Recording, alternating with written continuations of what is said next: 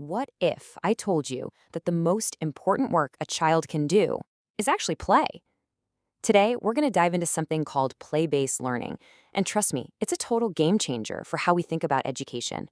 Okay, take a good look at this. It might just seem like a couple of kids messing around, right? But it is so much more than that. This is engineering. It's innovation, right in front of our eyes. This kind of creative thinking is exactly what the world needs more of. And you know where it comes from? Yep, it all starts with play.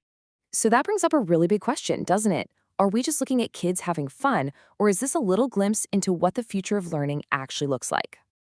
For the longest time, we've kind of been taught that play is what you do after the learning is done. It's the reward. But what if that whole idea is just completely backwards? Well, it turns out that old school way of thinking might actually be what's holding us back. I mean, just think about the world our kids are growing up in. It is changing so incredibly fast. We're talking about global challenges, nonstop connectivity. The jobs they'll have in the future probably don't even exist yet. So to get them ready for that world, we have to do more than just stuff their heads with facts. We need to teach them how to think. Okay, so how do we actually do that? How do we build those critical skills for a new world? Well, that's exactly where this idea of play-based learning comes into the picture. But let's be real. What does that term actually mean? Put simply, it's a really smart teaching approach that taps into the natural power of play to help kids learn and grow in all sorts of ways. And just to be super clear, this isn't about letting kids run wild in a classroom. No, it's a very thoughtful, carefully designed way to help them develop while they are at play. And this is a really, really important point.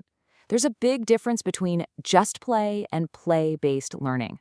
Now, just play can be totally unstructured and just for fun, which is awesome, by the way. But play-based learning, that's intentional. It's structured. It has a specific learning outcome in mind, and there's a teacher there guiding the experience towards that goal. All right, so what's the payoff? What are the actual skills we're building with this approach? Well, we're talking about the core competencies, basically the essential toolkit every kid needs to really thrive in the 21st century. First off, let's talk about the mental heavy lifting. Play is like a gym for the brain. It's where kids are constantly flexing their critical thinking and problem-solving muscles. It's the natural breeding ground for creativity and genuine innovation. But it's not just about being smart, right? It's about being a well-rounded human. Through play, kids learn how to grow as a person. They figure out how to communicate their ideas, how to work together on a team, even how to lead. These are the social skills that are absolutely essential for life. And of course, it gets them ready for the world as it is right now. Things like digital literacy, using technology responsibly. And also bigger ideas, like understanding different cultures and seeing themselves as part of a global community.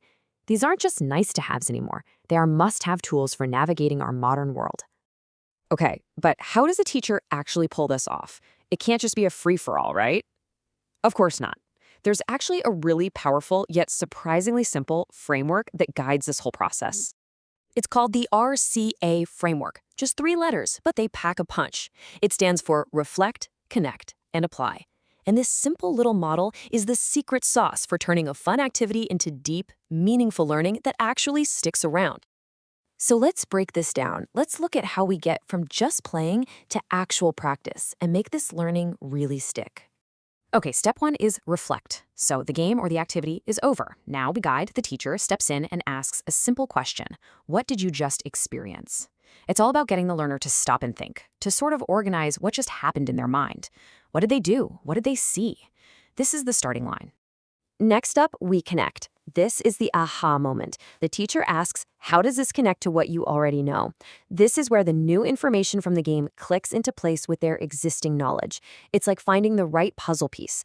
This is how they build a bigger, more accurate picture of the world. And finally, the last step, and maybe the most important one, apply. This is the so what question. The teacher asks, okay, great, you learned this. Now how can you use it? This step takes the learning out of the game and into real life. This is what makes it all so powerful.